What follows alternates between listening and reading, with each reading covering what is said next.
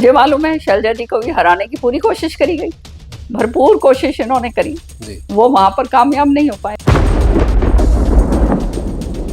ये हालात जो हैं हरियाणा के अंदर हुड्डा जी ने, उनके बेटे ने इस तरह से बना दिए कि मुझे स्पष्ट नजर आने लग गया कि इनकी राजनीति जो है वो केवल जो है अपने निजी स्वार्थों की जो है उससे प्रेरित है। कोई पार्टी का तरफ इनका कोई समर्पण नहीं है, हर चीज को इन्होंने कैप्चर कर रखा है।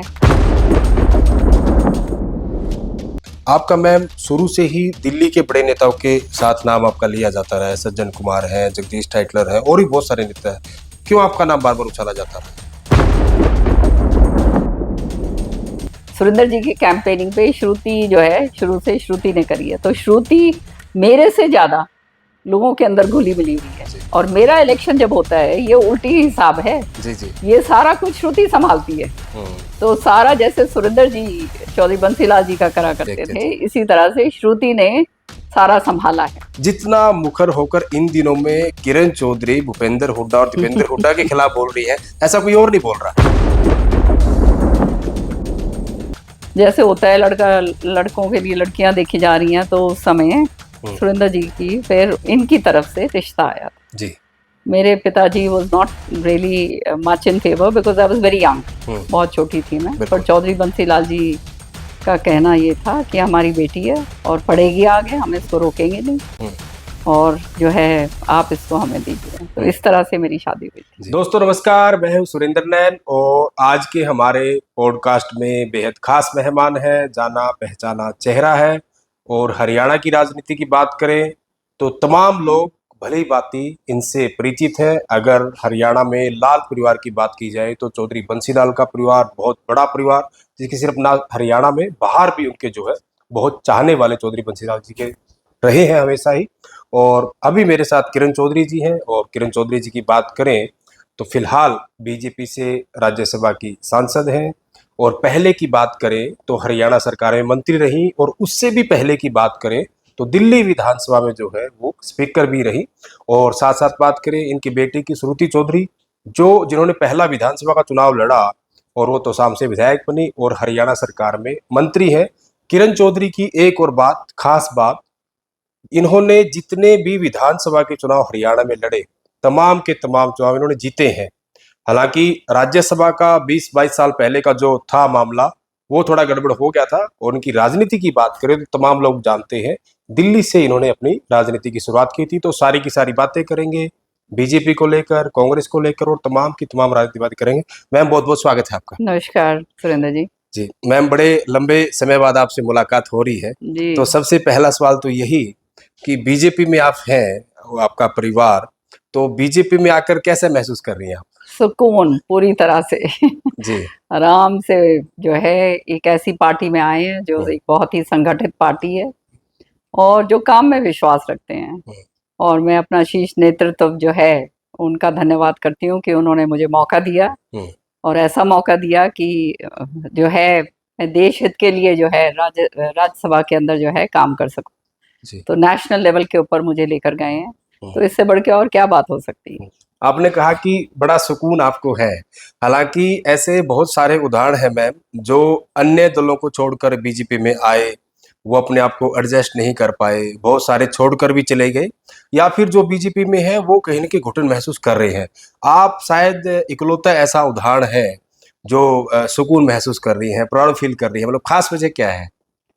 देखिए, ये it depends on person to person, जैसे मैं कहूंगी कि हम उनमें से हैं जो महत्वाकांक्षाएं नहीं है किसी तरह की, काम करने के लिए आए हैं। आप जानते हैं चौधरी बंसीलाल जी नहीं रहे, सुरेंद्र सिंह जी का आकस्मिक निधन हुआ, उसके बाद जो है मुझे हरियाणा की राजनीति के अंदर आना पड़ा। तो यही सोचकर मैं आई कि जो सुरेंद्र सिंह जी के जो लाखों लाखों कार्यकर्ता पूरे हरियाणा में थे, जो अपने आप को बिल्कुल ही असहाय और बिल्कुल ही सुरक्षित और पूरी तरह से बेढाल अपने आप को पा रहे थे कि उनको मैं संभाल पाऊं, इलाके को संभाल पाऊं। जो इलाका जो चौधरी बंसी लाल जी के नाम से जाना जाता था, सुरिंदर सिंह जी ने बहुत कड़ी मेहनत सारी जगह करी थी, तो 1 मिनट में सारा कुछ जो खत्म हो गया। तो इसलिए दिल्ली की राजनीति छोड़कर मैं यहाँ आई, केवल और केवल इसलिए कि सुरिंदर सिंह जी का नाम, बंसी लाल जी का नाम ऊंचा रहे और मेरे से जो भी हो सके वो मैं ईमानदारी से करूं। मैं अपने कर्म मेरा सही हो, मैं अपना काम करूं, लोगों की ये एक माध्यम है सेवा करने का, और इसलिए जो है उसी हिसाब से मैं अपना काम करती हूँ। तो कोई ऐसी महत्वाकांक्षाएं जो हैं खास मेरे अंदर नहीं है। और जब मुझे काम करने का मौका दिया जाता है आराम से, तो इससे ज्यादा और सुकून क्या मिल सकता है। यहाँ पे आराम से हम काम करते हैं, कोई लड़ाई झगड़ा नहीं है। वहां तो हमेशा यही लगा रहता था कि जो है कौन कटाई कर रहा है, कौन पिटाई कर रहा है पीछे, और जो है संघर्ष का जो है बड़ा रास्ता मैंने हरियाणा की राजनीति के अंदर तय करा है। क्योंकि आप जानते हैं कि ये जो नेता कांग्रेस के थे वो उनमें हमेशा से एक सेंस ऑफ इनसिक्योरिटी रहती थी कि ये जो है पढ़ी लिखी है, जानकार है, ये आगे ना निकल जाए, और ये बातें थी। तो इसलिए हमेशा ये शुरू से ये कोशिश करी गई कि जो है इसको पीछे रखा जाए। और उन्होंने ये नहीं समझा कि मुझे पीछे रखने का मतलब कुछ नहीं होता, मैं तो लोगों के लिए काम करने के लिए आई हूँ। आप अगर जो है इस तरह का बर्ताव करेंगे तो लोगों को इस बात की समझ तो आती है। और जब मैंने वो कहते हैं ना कि कोई वेस्टेड इंटरेस्ट था नहीं किसी भी बात का, तो फिर किस बात का डरना। इसलिए हम तो खुल के अपनी बात अपने लोगों के लिए हमने कहनी है, करनी है। और विकास के कार्य जहाँ हैं, जहाँ पे रोकने की चेष्टा करी जाती थी, उसके विरुद्ध में जो है मैंने लड़ाई लड़ी। और मैं अपनी बात जो है, जायज बात जो है, कहने में कभी गुरेज नहीं करती। नहीं, बिल्कुल, हमेशा आपने ऐसा कहा भी, किया भी है, आप कह रहे हैं, क्योंकि जिस दबंगई से आप चाहे विधानसभा की बात करें या और भी किसी मुद्दों की बात करें, बिल्कुल आप डटकर बोलते हैं। लेकिन बड़ी बात क्या है मैम, जैसा मैं कह रहा था कि बहुत सारे नेता दल छोड़कर इधर उधर जाते हैं, अपनी सहूलियत के अनुसार आते, चलता भी है। लेकिन आप जिनका नाम ले रही थी, मतलब नाम नहीं लिया आपने, आप भूपेंद्र सिंह हुड्डा की बात कर रही हैं। जितना मुखर होकर इन दिनों में किरण चौधरी भूपेंद्र हुड्डा और दीपेंद्र हुड्डा के खिलाफ बोल रही है, ऐसा कोई और नहीं बोल रहा। नहीं, ये दल छोड़ने वाली बात भी मैं आपको बताऊं, चौधरी बंसी लाल जी की भी जब हरियाणा विकास पार्टी थी, मैं उस समय भी कांग्रेस में थी दिल्ली में, और मैं उनमें से नहीं हूँ कि इधर से उधर फुदकने वाला चक्कर हमारा नहीं है। ये हालात जो हैं हरियाणा के अंदर, हुड्डा जी ने, उनके बेटे ने इस तरह से बना दिए कि मुझे स्पष्ट नजर आने लग गया कि इनकी राजनीति जो है वो केवल जो है अपने निजी स्वार्थों की जो है उससे प्रेरित है। कोई पार्टी का तरफ इनका कोई समर्पण नहीं है। हर चीज को इन्होंने कैप्चर कर रखा है। और जो है इस तरह की राजनीति जो है वो आप जानते हैं कि हमने तो कभी ये चीजें अपने घरों में देखी नहीं और ना करी। और जब काम करने, लोगों के लिए काम करने आए हैं, और उसमें अगर नजर आता है कि भाई यहाँ तो कॉम्प्रोमाइज करके राजनीति करी जाती है, तो वो तो जो है काम मेरे से होता नहीं है। और जिस तरह से फिर हालात उन्होंने इस तरह के पैदा कर दिए कि चौधरी बंसी लाल जी का नाम ही पूरी तरह से खत्म हो जाए।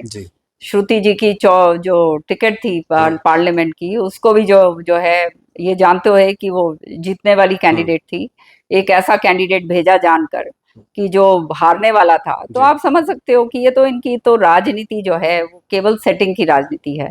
और वो पूरी तरह से हरियाणा के अंदर इस तरह से हावी हो गए हैं कि और किसी और को जो है वहां पर काम करने का मौका ही नहीं दिया जाता। चाहे कोई भी दूसरे नेता आप देख लो, सबके साथ यही हो रहा है। और आज भी आप देखिए, बड़ा दुर्भाग्य की बात है कि इतने महीने हो गए हैं, 8-9 महीने हो गए हैं, अभी तक जो है वही रसा खिंची और वो सारा कुछ कांग्रेस के अंदर चल रहा है। तो ये पार्टी जब तक ये बैठे हैं आगे कभी बढ़ ही नहीं सकती।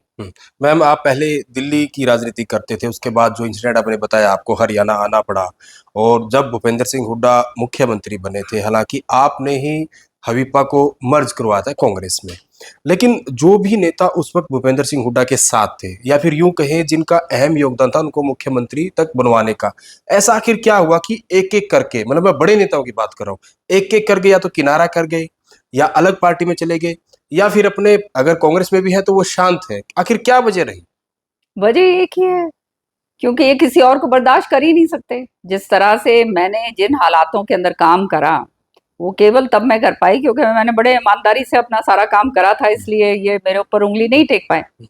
लेकिन जो है सच्चाई ये है कि पीछे पड़ने में और जो है मेरे मुखालफत करने में और सारा कुछ और करने में इन्होंने कोई कसर नहीं छोड़ी। श्रुति का इलेक्शन होता था तो जो है हम अपने ही लोगों से जो है वहां पे फोन कर करके बोला जाता था कि इसको हराओ, इसको हराओ। मेरे साथ भी यही होता था। तो हमने तो अपने दमखम के ऊपर राजनीति करी। इनके ऊपर, इनके भरोसे अगर रहते तो हो लिया था काम हमारा। हमारे लोगों ने हमारा साथ दिया और उसका जो है मैं अपने कार्यकर्ताओं का और अपने इलाके के लोगों का बहुत बहुत तहे दिल से शुक्रगुजार हूँ कि वो पहचान गए कि वो हम उनके लिए काम करने के लिए आए हैं, उनकी आवाज उठाने के लिए आए हैं। और उस आवाज उठाने के लिए अगर किसी को परेशानी है तो होती रहे। और यही बात थी केवल कि इन्होंने जो है ये हालात इस तरह से हुए कि हवीपा का जब विलय हुआ तब कांग्रेस को इतना जबरदस्त समर्थन मिला और 62 के ऊपर जो है मेरे ख्याल में उस समय एमएलए जो हैं जीत कर आए। आप जानते हो हवीपा के जो कार्यकर्ता हैं वो तो बहुत ही समर्पित लोग हैं। और उस समय जब ये कांग्रेस के अंदर विलय करवाया तब भी इन्होंने ये नहीं चाहते थे कि ये हो। वो तो जो नेतृत्व था हमारा, सोनिया जी, उन्होंने डायरेक्टली ये काम करा, नहीं तो किसी के इनके वो नहीं था कि ये होना चाहिए। लेकिन जब हुआ तो उसका नतीजा आप देख ही रहे हैं। तो जब ये मुख्यमंत्री बने तब इनके दिमाग में ये बात आ गई कि पता नहीं है कोई और मेरी कुर्सी ना ले ले। अब इनको ये नहीं समझ में आई कि जब आप एक बारी कुर्सी पे आसीन हो तो आपको जो है सबको लेकर साथ चलोगे तभी आप आगे बढ़ सकते हैं। पर इन्होंने तो मैं और मेरा जो है वो वाली बात रखी और उसके अंदर आप देख सकते हैं। और हमारे जैसे लोग, खास तौर से मेरे जैसे, जिनको कोई कहते हैं वेस्टेड इंटरेस्ट नहीं है, जो कोई कमाई नहीं करनी, कोई उल्टा पुल्टा काम नहीं करना, आप हमारे साथ ही जो है आप ये ऐसे काम करोगे तो फिर कैसे बात बनेगी। और इसलिए मेरा और इनका जो है हमेशा जो है 36 का आंकड़ा जो है वो रहता था, क्योंकि मैं अपने लोगों की लिए आई थी यहाँ पर दिल्ली से हरियाणा की राजनीति में सुरेंद्र जी के बाद। और ये संकल्प लिया था मैंने कि मैं जब तक हूँ मैं काम करूंगी, ईमानदारी से मैंने अपना काम करना है, बंसीलाल जी का नाम ऊपर रखना है, सुरेंद्र जी का रखना है। और उसके अंदर अगर बाधा डालोगे तो फिर तो नेचुरली ये जो है खिंचातानी वाली बात पैदा होनी है, और वो हुई।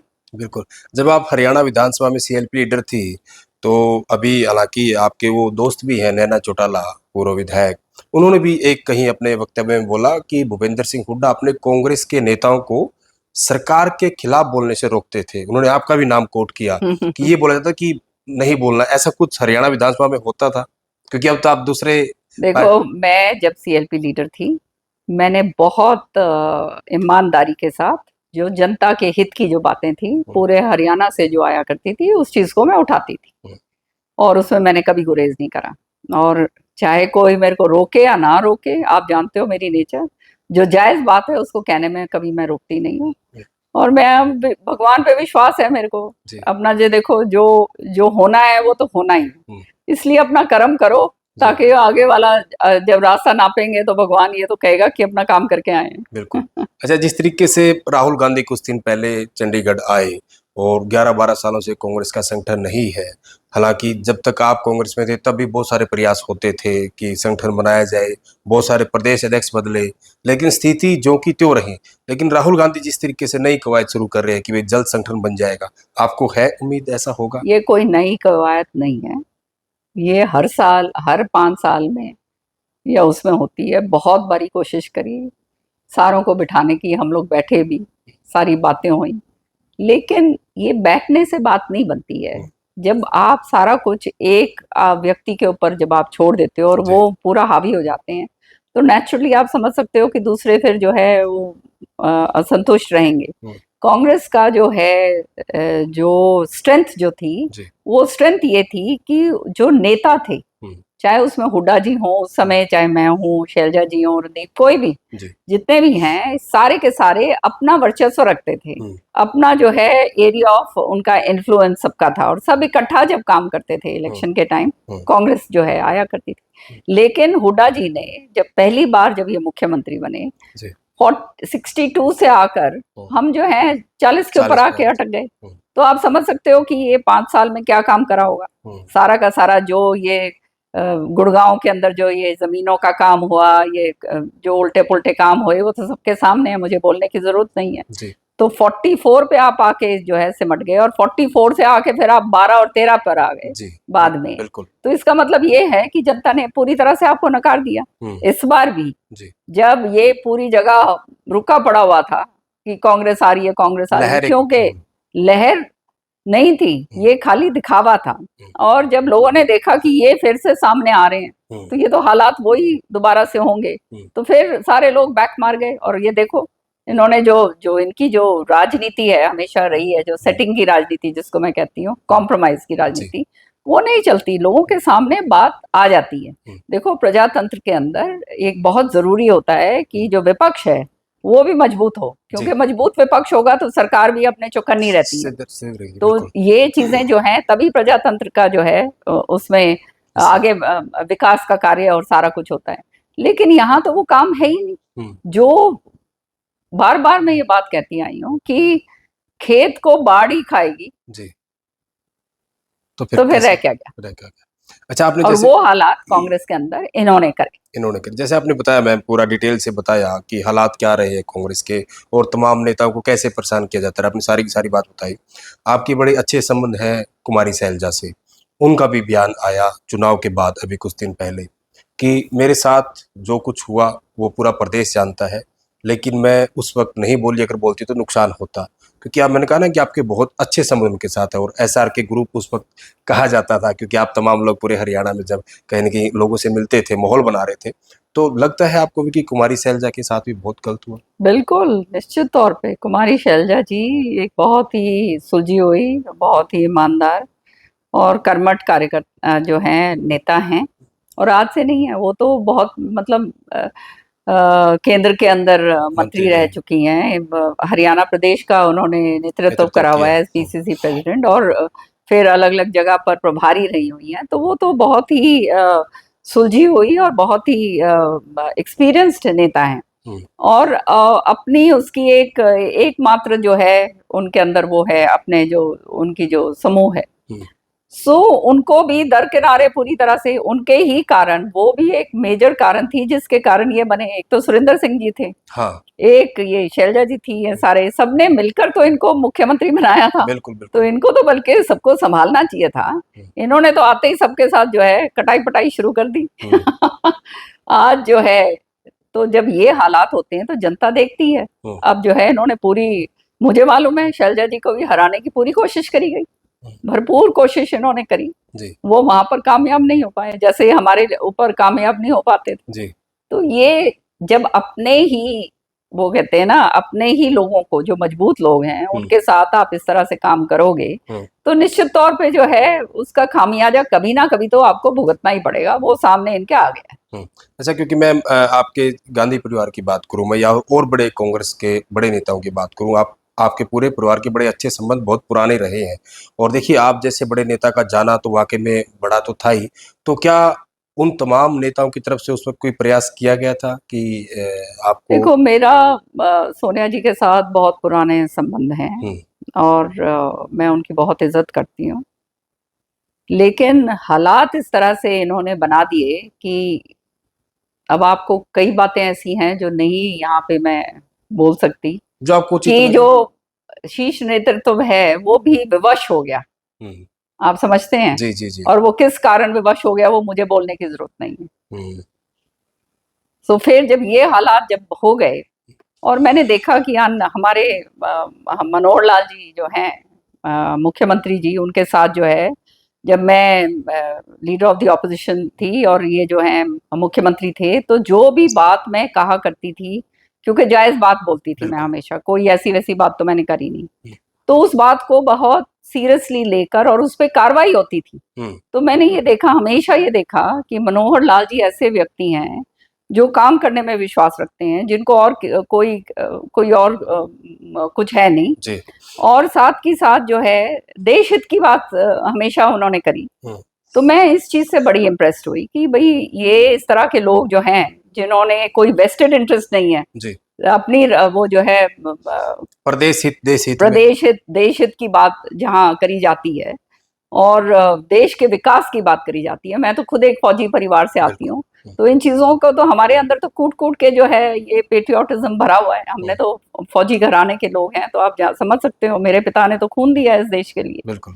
तो ये सारी चीजों को देखकर मैं बहुत ज्यादा प्रभावित हुई, और जब ये इस तरह के हालात बने और मुझे कहा गया, तो मैं तो तुरंत, मैंने तो, क्योंकि मनोहर लाल जी एक ऐसे व्यक्ति हैं जो अपने जबान के बहुत पक्के हैं, और उनकी जबान जो है ना, वो कहते हैं पत्थर की लकीर है जी। वो मैंने देखी, और इसलिए जो है मैंने ये हिम्मत करी जो है दूसरे पार्टी में आने की, बीजेपी में। और आके अब मैंने यहाँ देखा कि ये तो सचमुच में, मैं आपको बताती हूँ, आरएसएस है फॉर एग्जाम्पल, जी जी। कुछ और, जैसे बाहर सोच कुछ और है, लेकिन जब इनके साथ आप आके बैठो, इनके साथ रखो, तो कोई इनको किसी चीज का कोई लेना देना नहीं है। केवल देश हित की और देश प्रेम की बात होती है कि देश हित में आगे किस तरह से चलना है। तो इस तरह के जो लोग हैं, तो इससे अच्छा और क्या हो सकता है। तो मैं समझती हूँ यही एक पार्टी है, और खास तौर से जो नेतृत्व है आज हमारा प्रधानमंत्री जी का, प्रधानमंत्री मोदी जी का, एक ऐसे व्यक्ति का जो जिसकी सोच बहुत आगे है। क्योंकि केंद्र के अंदर जो काम होता था वो भी हमें मालूम था, क्योंकि सुरेंद्र जी एमपी रहे, चौधरी बंसीलाल जी ने तो पूरा हिंदुस्तान संभाला हुआ था।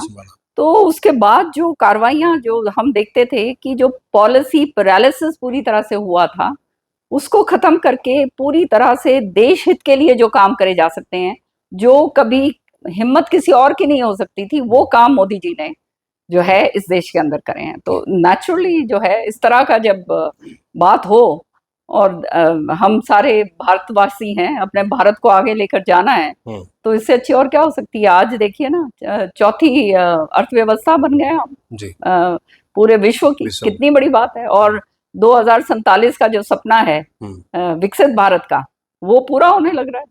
अभी मैं विदेश होके आई थी जी। जिस तरह से हिंदुस्तान के प्रति जो मान सम्मान की भावना है, और जिस तरह से हमारी तरफ देखा जाता है, और आते ही बोलते हैं कि ओ योर प्राइम मिनिस्टर मोदी, कितनी बड़ी बात है, कोई छोटी मोटी बात नहीं है। हाँ, यू फील प्राउड कि हाँ, हमारे देश में ऐसा हम लोग, मतलब भारत के अंदर इस तरह का हमारे पास व्यक्ति है जो इस तरह से जो है सारा विश्व भर में जिसका नाम, कूटनीति जिसको जो है, जिसने इस तरह से करी है कि सबको जो है, एक तरफ इजराइल भी रखा हुआ है, दूसरी तरफ पैलेस्टाइन भी रखा हुआ है। कौन कर सकता है ये काम? बिल्कुल, दोनों चीजें। हाँ, ये चीजें आम आदमी नहीं समझता ना। बिल्कुल। अच्छा, मैं थोड़ा सा अभी अतीत में जाना चाहूंगा, पीछे। जैसे आपने विदेश का जिक्र किया, पहले भी आपने बहुत सारी विदेश यात्राएं की हैं, तो कितने देशों में आप आज तक मतलब घूमे हैं, गए हैं, एज ए मिनिस्टर या एज ए पर्सनल? मैंने सारा वर्ल्ड देख लिया है, प्रभु की बड़ी कृपा है। हाँ, क्योंकि मेरे पास जो बहुत ज्यादा विदेश यात्राएं बहुत ज्यादा की। हाँ, ये मेरे ख्याल में शायद ही कोई देश रहा होगा जो, कुछ है ऐसी बात नहीं है, लेकिन जो मेजर जो है सारा देख लिया। अभी हाल ही में अंटार्कटिका होके आई थी, other end of the world. So ये है कि मेरे और श्रुति के अंदर जो है ना, ये वो है वॉन्डरलस्ट जिसको कहते हैं। और दूसरी जगह देखने का, वो तो वो भगवान ने मौका दे रखा है, तो वो देख आते हैं जी। तो आपकी मैम स्टडी मतलब कहाँ, स्कूल कॉलेज शुरुआत कहाँ से हुई स्टडी की? दिल्ली में ही पढ़े आप या फिर? हाँ, मैं I studied in, actually my father was in army जी। सो जगह पर जो है हम थे, तो जैसे उनकी पोस्टिंग होती थी उस हिसाब से जाना। हाँ, जब छोटे थे, जब तो साथ साथ ही रहते थे, पर नॉन फैमिली स्टेशंस में मेरे फादर ज्यादा रहे हैं। सो नैनीताल में पढ़ी मैं पहले, फिर उसके बाद मेरे को सोफिया में डाल दिया था। स्कूलिंग वहां तक हुई? हाँ, स्कूलिंग मेरी पूरी सोफिया गर्ल्स स्कूल जो है वहाँ पे मेरठ से जी। वहाँ पे मैंने पूरा अपना कंप्लीट करा, क्योंकि my father was posted in non family station. So आप जानते हो, फिर स्टडीज डिस्टर्ब होती थी, इसलिए हॉस्टल के अंदर मुझे शुरू से रखा। और उसके बाद कॉलेज? उसके बाद शादी हो गई। हाँ। नहीं, आप कॉलेज में भी आपने लॉ शायद आप कर रहे थे? मैं लॉ करा बाद में। चंडीगढ़ भी आप शायद आए थे? एक्चुअली शादी हो गई मेरी उस समय, स्कूलिंग के बाद ही तुरंत मैंने प्री मेडिकल करा था, थोड़ा सा प्री मेडिकल के अंदर ये सारा हो गया। और फिर उसके बाद मैं I turn to law. Surendra ji lawyer थे, उन्होंने मेरे को प्रेरित करा, और फिर मेडिकल के अंदर मैंने कहा भैया ये डॉक्टर तो बन नहीं सकते अब। तो लॉ करा मैंने चंडीगढ़ यूनिवर्सिटी से, और वहाँ मैं गोल्ड मेडलिस्ट फ्रॉम देयर। बिल्कुल हाँ बिल्कुल, जी। ये थी मेरे पास जानकारी। हाँ। और मैम जैसे सुरेंद्र जी की बात करें, तो अब वो इस दुनिया में नहीं है, लेकिन मैं बात करना चाहूँगा शादी से पहले। तो आपकी जो शादी हुई वो अरेंज मैरिज थी या फिर लव मैरिज थी, या फिर पहली मुलाकात कहाँ और कैसी थी? नहीं, अरेंज मैरिज थी पूरी। ये जो है, मैं डिबेटर थी। सो मैं अपने स्कूल से from Sophia I had come to Chandigarh. जी। यहाँ पे लाला लाजपत राय भवन में लाला लाजपत राय जी के ऊपर जो है, देयर वाज अ डिबेट जी। Contest, hmm. And Surendra ji was also there somewhere, I think. किस सन की बात होगी मैम ये? अब पता नहीं यार, इतने साल हो गए, अब तो बुढ़ापा आ गया। ये होगा, I think this must be around 70, 69-70, I think okay. 69-70 के 70 आसपास के होगा। हम्म। So Surinder ji was, I think, was studying or had finished studying जी। from law college law college. in Punjab University. So I think he saw me somewhere. हम्म। फिर उसके बाद मेरी सास जी ने जो है, और फिर मेरी मदर ना, she comes from Rohtak, okay. गोची से आती हैं, तो वहाँ पे हमारा उनके बहुत सारे संपर्क थे, तो वो मेरे ख्याल में वही फिर जैसे होता है, लड़कों के लिए लड़कियां देखी जा रही हैं, तो उस समय सुरेंद्र जी की फिर इनकी तरफ से रिश्ता आया था। जी।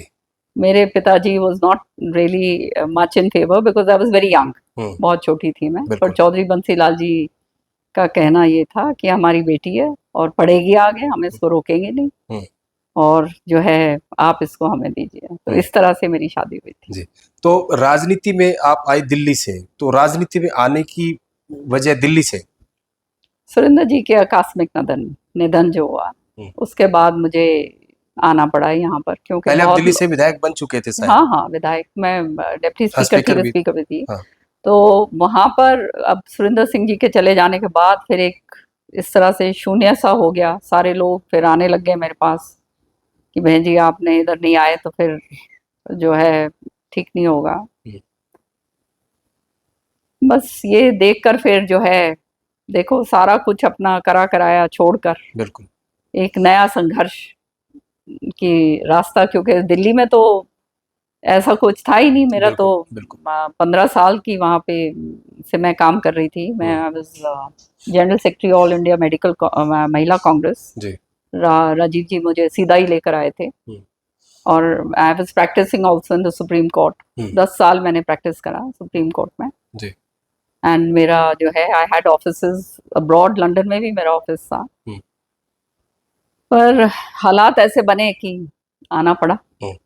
अच्छा, जैसे और उसके बाद इस हिस्ट्री सारे लोग जानते हैं। आपने 20 साल हो गया। हाँ, आपने जैसे मैम बताया क्या नहीं, हर बात के दो पहलू होते हैं।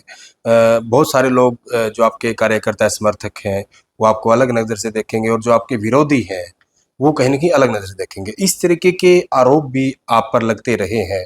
बताना आपने है कि चौधरी बंसीलाल जी और सुरेंद्र सिंह जी के बहुत पूरे हरियाणा में बहुत कार्यकर्ता थे। बहुत बड़ी उनका नाम आज भी पकड़ के साथ लिया जाता है कि किरण चौधरी जी ने, क्योंकि बड़ी जिम्मेदारी आपकी थी, श्रुति उस वक्त छोटे थे, कि किरण चौधरी जी ने उस वक्त बंसीलाल जी की जो कहीं न कहीं कार्यकर्ता थे उनको उस तरीके से नहीं संभाला। अगर पूरे हरियाणा में उस तरीके से संभाला होता तो किरण चौधरी हरियाणा की मुख्यमंत्री होती। देखो, सुरेंद्र जी कहा करते थे, समय से पहले और किस्मत से ज्यादा किसी को कुछ नहीं मिलता। मैं उस चीज के अंदर विश्वास करती हूँ। मैं तो हरियाणा की राजनीति में बिल्कुल नहीं थी। कभी सुरेंद्र सिंह जी जब यहाँ थे या बंसीलाल जी थे ना, मैंने इस राजनीति के अंदर कभी कोई हस्तक्षेप करा या कोई वो करा, क्योंकि मेरा तो काम ही अलग था। एक्सीडेंटल आप आए थे। हाँ, मैं दिल्ली की राजनीति हरियाणा की राजनीति से बिल्कुल अलग है। वो तो जो चंद लोग जो कुछ बहुत ही सुरेंद्र जी के खास थे, जो घर में आया जाया करते थे, मेरी तो मुलाकात केवल उन्हीं लोगों से होती थी क्योंकि मैं अपने काम पे लगी हुई थी। ये सुरेंद्र सिंह जी के सुरेंद्र चौधरी बंसीलाल जी मुख्यमंत्री रहे इस प्रदेश के, और सुरेंद्र जी यहाँ पर मंत्री रहे थे। और सारा जो वो कहते हैं ना, एक सारथी के रूप में सुरेंद्र जी ने चौधरी बंसीलाल जी के साथ काम किया। जो भी बंसीलाल जी का जो धरातल था जो लोगों के अंदर फैलाव था, जो लगाव था, वो चौधरी सुरेंद्र सिंह जी के कारण था। चौधरी बंसीलाल जी वॉज एन एडमिनिस्ट्रेटर, वो काम करते थे, लेकिन लोगों को संभालना, उनका काम करना, सारा कुछ जो है वो सुरेंद्र जी के जिम्मेवारी थी। और आज भी हर गांव में आप चले जाओ तो वहां पे भी आपको 5-7 लोग मिल जाएंगे पूरे जो सुरेंद्र सिंह जी के नाम से जो है आके मिलते हैं मुझे, कि हम जानते हैं। और बूढ़ों के आंखों के अंदर अभी भी आंसू जो है 20 साल हो गए हैं फिर भी नजर आते हैं। तो वो उनकी वो सारा कुछ जानते थे। वो तो ये जानते थे कि किसके घर में वो कहते हैं ना कि किसके चूल्हे पे क्या पक रहा है। अपने कार्यकर्ता का एक एक चीज जानते थे। अब मेरा हालात वो हो गए कि जब मैं आई तो दोबारा से, अब मुझे तो मालूम नहीं था कुछ भी, दोबारा से शुरुआत करनी थी। तो वो शुरुआत करी। तो जब लोग आके मिले, जैसे मैं बता ही रही थी कि जब लोग आके मिलते थे कि भाई मैं फलाऊं, तब मुझे उनके बारे में पता था। मेरी तो एक क्लीन स्लेट की तरह बिल्कुल क्लीन मैं यहाँ पर आई थी। तो बहुत जो है मुझे समय लगा सब कुछ समझने के लिए। और फिर ऊपर से आप जानते हैं हालात जो है, हुड्डा साहब ने भी ऐसे कर रखे थे कि मेरे जो कार्यकर्ता हैं उनको काटने के सिलसिलावार जो है कि ये कहीं भी जो हबीपा के नाम से जो आएगा उसका काम ही नहीं करना जी। ये हालात जो है उन्होंने करे। तो एक तो अपने आप को संभालने में मुझे समय लगा, फिर जो है परिवार की तरफ से भी जो है ये इनके भी हालात, वो जो चौधरी बंसीलाल जी के साथ कभी थे नहीं, उन्होंने सुरेंद्र सिंह जी के चले जाने के बाद जो है कोर्ट के केसेस ये वो हमारे जो है पता नहीं क्या क्या नहीं और कर दिए। तो वो संभालना, फिर कार्यकर्ताओं को संभालना, फिर जी है हुड्डा जी का जो है यहाँ पे ऊपर इस तरह से आप जानते हो कि मेरे से मेरा जो है विभाग भी छीन लिया गया था एक बारी। बिल्कुल। तो ये सारे काम जो है ये चारों तरफ का ये था। और फिर मेरे हाथ में जितनी पावर थी उतना मैंने करने की कोशिश करी और मैंने करा। मैं मुख्यमंत्री तो थी नहीं, I was not Surendra Singh, तो whatever I could do I did my best. अब उससे ऊपर तो जो है अगर कोई कुछ कहता है तो फिर वो समझ नहीं सकता कि एक single woman on her own चारों तरफ से घिरी हुई फिर भी जो है डट के सीधे खड़े होके काम करा। तो इसमें कितनी एनर्जी और कितना संघर्ष लगा होगा। और केवल आत्मविश्वास के साथ और प्रभु का नाम लेकर मैं ये कर पाई। आज जो है आई एम फ्री। अब मैं सबको जान गई हूँ, सारा कुछ जो है मुझे पता है, इसलिए आई कैन कहते हैं मैं उनके लिए I can take them up. पर पहले ये नहीं रहा। मुझे पहले 4-5 साल तो मुझे यही लगा समझने में कि हो क्या रहा है, अपने आप को बिल्कुल एस्टैब्लिश करने के लिए। और जब चारों तरफ से आप जानते हो कि प्रहार हो रहा हो तो कितना मुश्किल होता है, बहुत ज्यादा। एंड फिर I did not have the banking of my husband. मेरे फादर इन लॉ नहीं रहे, श्रुति उस समय छोटी थी, है ना। तो ये सारा कुछ सिंगल हैंडेडली, और फिर सारा जो है सो कॉल्ड परिवार वो दुश्मनों की तरह लगा हुआ था। तो कितना मुश्किल होता है। किसी कहीं से भी मुझे 1 इंच का भी स्पेस की बात छोड़िए, मतलब कहीं सहारा नहीं मिला। केवल प्रभु के नाम लेकर, उसका सहारा लेकर जो है मैं यहाँ तक पहुंची। बिल्कुल, आपका काफी संघर्ष है। मुझे नहीं पता ये सवाल आपसे पहले पूछा गया नहीं, लेकिन आपके विरोधी गाहे बगाहे इस तरह की बातें करते रहे हैं। आपका मैम शुरू से ही दिल्ली के बड़े नेताओं के साथ नाम आपका लिया जाता रहा है। सज्जन कुमार है, जगदीश टाइटलर है और भी बहुत सारे नेता है। क्यों आपको बार बार, और आप जानते हो लोगों को कौन लोग आपका नाम लेते, क्यों आपका नाम बार बार उछाला जाता रहा है? किस बात के लिए उछाला जाता है? कि आपके साथ उनके मतलब घर में आना जाना था। तो घर में आना जाना तो मेरे आज भी है, सबके साथ है। आज जो नेता है सबके साथ है, उसमें क्या प्रॉब्लम? इसमें नेता सब आते जाते, लेकिन जो कुछ खास विरोधी लोग हैं वो इस बात को क्यों प्रसारित मतलब करते थे? मेरे तो संबंध जो हैं अपने जो गांधी परिवार में, दिल्ली गांधी परिवार जी के साथ हो या जो हमारे दिल्ली के नेता हो, सबके साथ बहुत अच्छे संबंध थे। और उसलिए दिल्ली का जो मेरा जो सिनेरियो था वो बहुत अच्छा था। वो तो यहीं आकर जो है ये हुड्डा जी ने हमारा काम करा हरियाणा में आकर जी। तो मैम आखिर में अब आप बीजेपी में है और जिस तरीके से 11 साल हुए हैं लगातार बीजेपी के तमाम बड़े नेता पूरे देश में अलग अलग ब्रीफ कर रहे हैं। और जहां तक ये सीनियर नेता, चाहे भगत उस समय भगत जी थे, टाइटलर साहब थे, सज्जन कुमार जी थे, ये they were all very senior people, हमारे से बहुत सीनियर थे। तो उनसे तो अदब के साथ और उससे क्या कहते हैं, हमने उनके साथ काम करा और उन्होंने हमेशा बढ़ावा दिया, इसका मैं उनका बहुत बहुत धन्यवाद करती हूँ। जी बिल्कुल मैम, वही मेरा आखिर में 11 साल जैसे हुए हैं केंद्र सरकार को, और आपने कुछ पहले बताया कि तमाम काम और तमाम नीतियां सारी आपने बताई, कैसे आप बड़ा मानते हैं कि जो पहले नहीं हुआ, हालांकि पहले भी आप कांग्रेस में लंबे समय तक रहे, आपने कांग्रेस की सरकारें देखी, अब बीजेपी की सरकार को और इन 11 सालों को कैसे आप अलग नजर से देखते हैं कि देश हित में तमाम ये बड़ी चीजें अलग हुई जो पहले हो जानी चाहिए थी? महिला आरक्षण बिल लेकर तो कांग्रेस आई थी, लेकिन इच्छा शक्ति नहीं थी उसको पास करवाने के लिए, क्योंकि दूसरे जो घटक दल थे वो उंगली मार देते थे। जी। पर इच्छा शक्ति होती तो वो पास हो जाता। और जो 33% जो था वो महिलाओं का, उसके अंदर भागीदारी जो है वो किसने करवाई आके? वो हमारे मोदी जी ने करवाई। इच्छा शक्ति आप देखिए मोदी जी की, मैं तो सलाम करती हूँ कि महिलाओं को किसी ने सोचा नहीं था शौचालय के बारे में कि अरे क्या शौचालय, हंसी मजाक उस समय उड़ाया था, लेकिन जो लोग धरातल पे हैं उनको मालूम है ना कि एक महिला कितनी प्रताड़ित होती है सदियों सदियों से।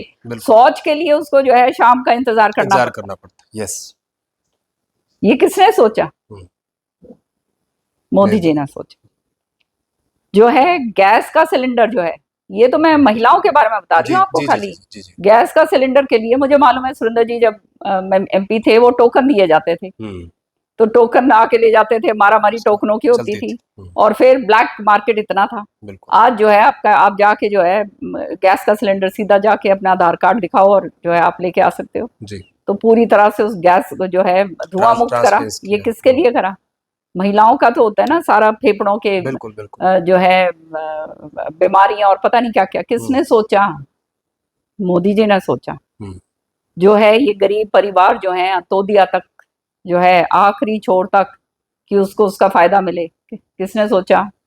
ये तो पहले तो बस खाली यूं ही दिखावे होके यूं करा करते थे, ये इन्होंने करा। फिर जो है ये तो I am just telling you small, महिलाओं के लिए मैं बता रही हूँ, सारे समुदायों के लिए 3 तलाक कभी कांग्रेस ये बिल लेकर आ सकती थी? सवाल ही नहीं उठता था।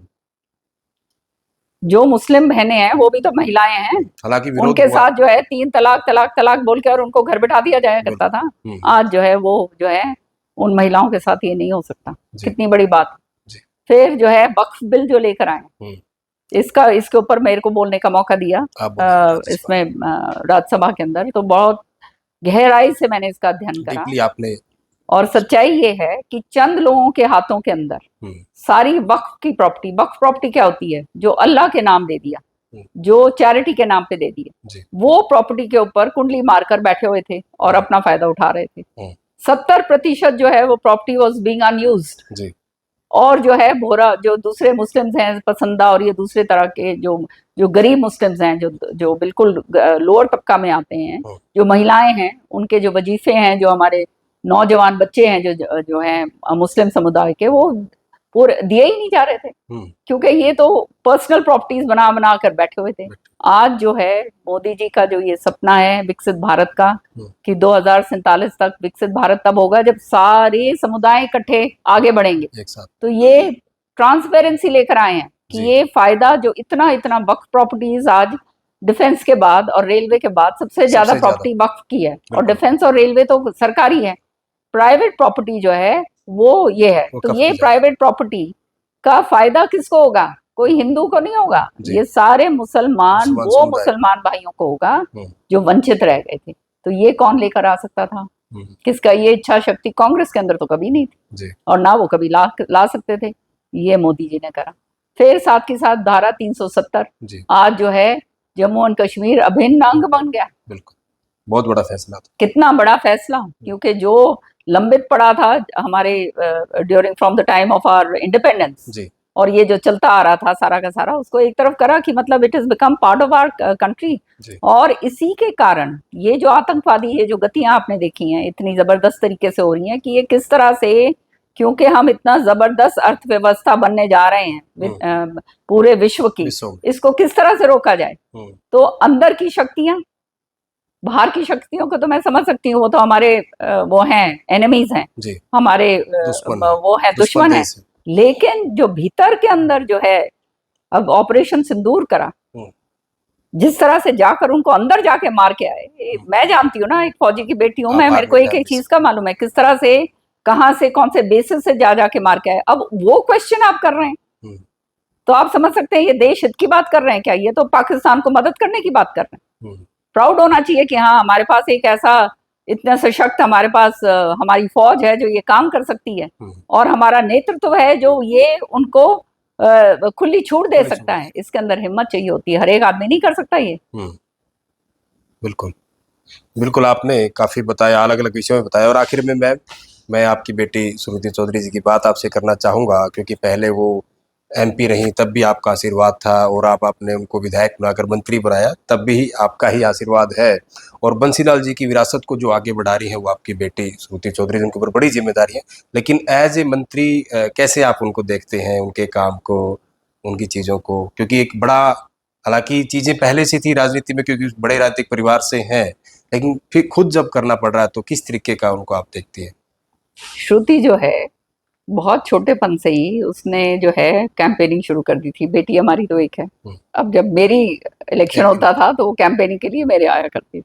सुरेंद्र जी की कैंपेनिंग पे श्रुति जो है शुरू से श्रुति ने करी है, तो श्रुति मेरे से ज्यादा लोगों के अंदर घुली मिली हुई है। और मेरा इलेक्शन जब होता है ये उल्टी हिसाब है जी जी, ये सारा कुछ श्रुति संभालती है।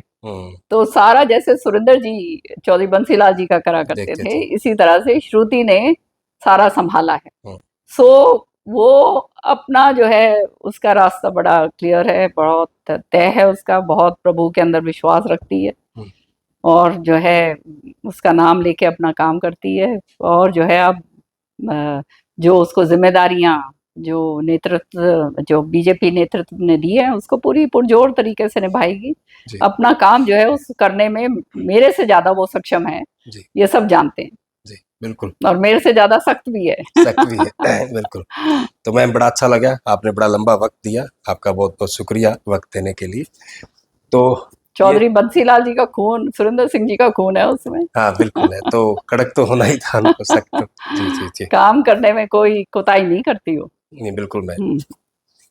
तो ये थी बीजेपी की वरिष्ठ नेता और राज्यसभा सांसद किरण चौधरी जी, और जिस तरीके से हमेशा ये बेबाक तरीके से जिस तरीके से बोलती रही हैं, कि दबंग छवि इनकी है। हालांकि महिलाओं के लिए बहुत बड़ा उदाहरण खुद अपने आप में किरण चौधरी जी है, कि आखिर महिला सशक्तिकरण की बात तो की जाती रही है, लेकिन किरण चौधरी जी ने अपनी लाइफ के बारे में बताया कि कितना डिफिकल्ट था हरियाणा की राजनीति में, और जो जो चीज़ें इनके सामने थी। क्योंकि देखिए, लोग हर तरीके की बात करते हैं, लेकिन जब खुद कहीं ना कहीं सवाल किए जाते हैं, खुद से बात की जाती है, तो इन्होंने थोड़े से समय में वो सारी की सारी चीज़ें बताई। और हमारा ये पॉडकास्ट किरण चौधरी जी के साथ आपको कैसा लगा, खुलकर कमेंट करें और वीडियो को दबाकर शेयर करें।